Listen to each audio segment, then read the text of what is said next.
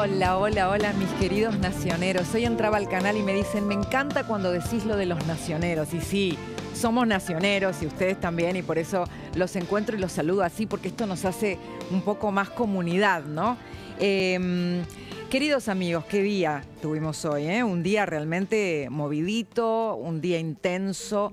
A un día como hoy, por ejemplo, se habrá referido el presidente Milei cuando decía esto en la apertura de sesiones. A ver. Tampoco significa que no vaya a haber volatilidad. La vida no funciona de esa manera, no es un movimiento rectilíneo y uniforme. Siempre hay altos y bajos, momentos de tensión y momentos de tranquilidad. Así ha ocurrido con el proceso de desinflación y así ocurrirá con el proceso de crecimiento. Pero lo que importa no es una foto, sino la tendencia. Bueno, ¿será este uno de esos días de volatilidad, lo marco? ¿Será este uno de esos días de tensión, lo marco? Bueno, previendo un clima tenso justamente, esta mañana el ministro de Economía, Luis Caputo, no fue a una convención donde lo esperaban para dar un discurso, sino que dio una entrevista donde buscó llevar tranquilidad, explicando cuál es la diferencia con este acuerdo que busca cerrar Argentina con el Fondo Monetario. Es diferente porque todo ese ajuste fiscal y monetario que pide el fondo, y más, nosotros ya lo hicimos el año pasado. Entonces estamos en un caso atípico. Al fondo no le pasó nunca de ir a un programa donde el presidente y el equipo económico del país es más ortodoxo que ellos. Claro, lo que está diciendo Caputo es, ahora el fondo no nos va a pedir un ajuste para prestarnos lo que nos va a prestar. El ajuste ya lo hicimos. Sin embargo, estas declaraciones no evitaron que se dispararan un poquito los dólares financieros y tampoco evitaron que subiera el riesgo país. De eso nos va a hablar enseguida en un ratito Flor Donovan. Pero ¿cómo me lo explicaron a mí a estas horas en economía? Una altísima fuente. Me habló de una combinación. Textual, les voy a repetir lo que me dijeron. ¿Por qué pasó lo que pasó hoy? Les pregunté hoy, ¿a qué se debe? Me dieron esta fórmula. No es matemática, pero ruido político, más rumores de devaluación, más la marcha de mañana. Este combo para el gobierno redundó, para la cartera económica concretamente, y esta altísima fuerte con la que hablé, redundó en lo que le llaman un cambio de portfolio y esta pequeña disparada que tuvieron los dólares financieros a la inquietud de los mercados. Ahora bien, yo les pregunté sobre lo que todos se preguntan, ¿no? Sobre los rumores de devaluación, este tema que viene siendo polémico desde que comenzó el año, y me dieron esta respuesta categórica. ¿Es mentira que el Fondo Monetario haya pedido una devaluación? A ver, ¿cuál es el contexto? Vamos al contexto, amigos. El contexto es la incertidumbre por qué pasará con el acuerdo con el fondo, que incluso se plasmó, cuando hablamos de ruido político, en las dificultades que tuvo el gobierno para poder armar la comisión que tiene que aprobar un dictamen y que tuvo escenas como las que le voy a mostrar ahora. No va a desempatar nada. No va a desempatar nada. No va a desempatar. Explicarles lo que está pasando. Nosotros queremos que la comisión funcione. Pero la comisión tiene un presidente por año. Este año se venció el mandato del presidente Pagotto y le corresponde elegir las nuevas autoridades. Las nuevas autoridades tienen que ser votadas.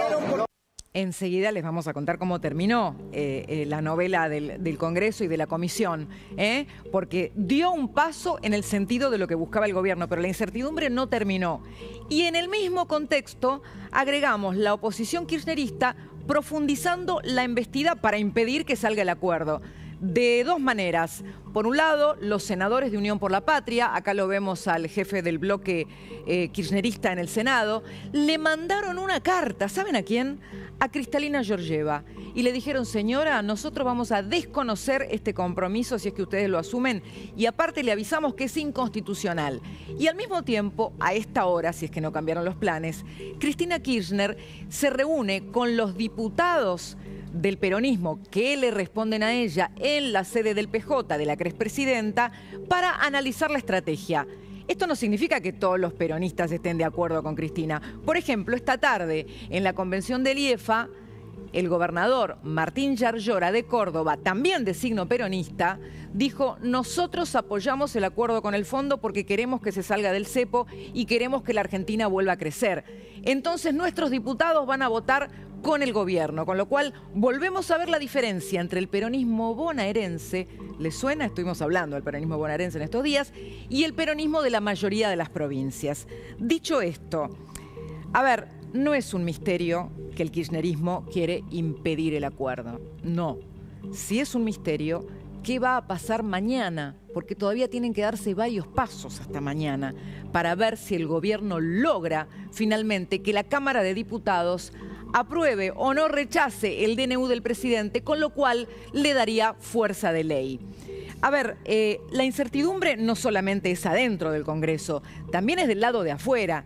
Enseguida les vamos a dar información exclusiva que tienen tanto Facundo Chávez como Camila Dobayán, no solamente de las pruebas que acaban de presentarse sobre los violentos de la marcha de la semana pasada, sino también sobre la reunión que hubo en medio de un enorme hermetismo entre la ministra de Seguridad Patricia Bullrich, el asesor presidencial Santiago Caputo y las autoridades de la CIDE, que estuvieron hablando del operativo de mañana, pero también tratando de mantener de alguna manera hermetismo para no develar los detalles, ¿no?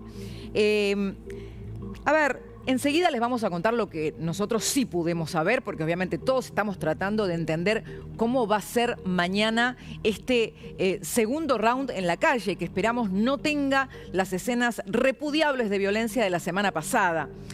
Pero miren qué interesante. Hoy nos pusimos a buscar si ya había estudios de qué piensa la gente, de qué piensan ustedes de lo que pasó la semana pasada. Y tengo para mostrarles material de dos encuestas. Primero, la de Aresco, entre 1.100 consultados. Cuando se les pregunta si están de acuerdo, fíjense, esto es muy interesante.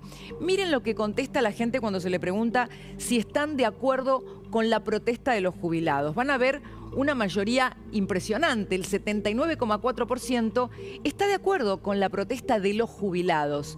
Pero cuando uno les pregunta si están de acuerdo con que vayan barras a la protesta por los jubilados, cambian los números. Y tenemos una mayoría de 52,9% que está en desacuerdo con que vayan los barras y un 44,3% que está de acuerdo. Ahora bien, ¿qué pasa si les pregunta a esa misma cantidad, a ese mismo universo encuestado, si hay que tolerar los cortes de calle y los piquetes? Acá el número crece, fíjense.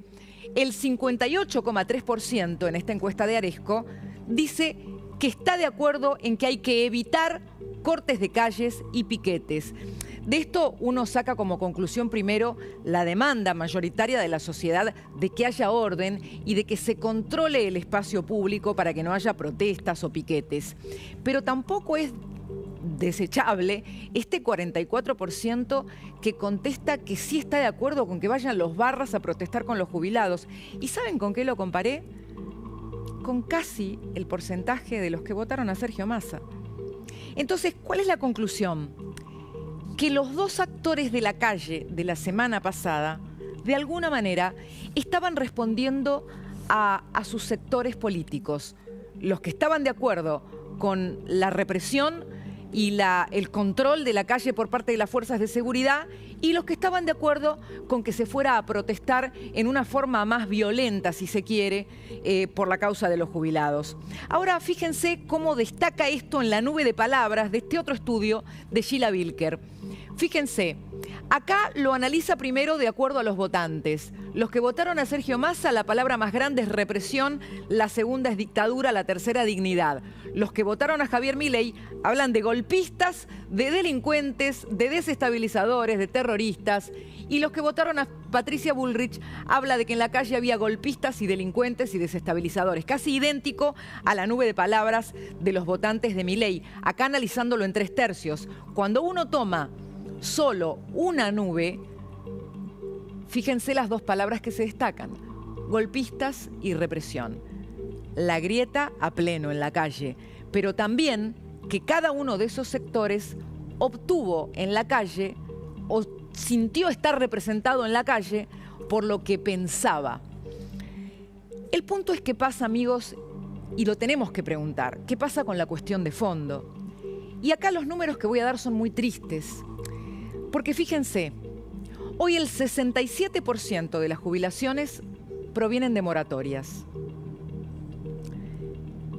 Y los aportes de los asalariados alcanzan para pagar apenas de la mitad del total de jubilaciones. El resto lo tiene que poner el Tesoro.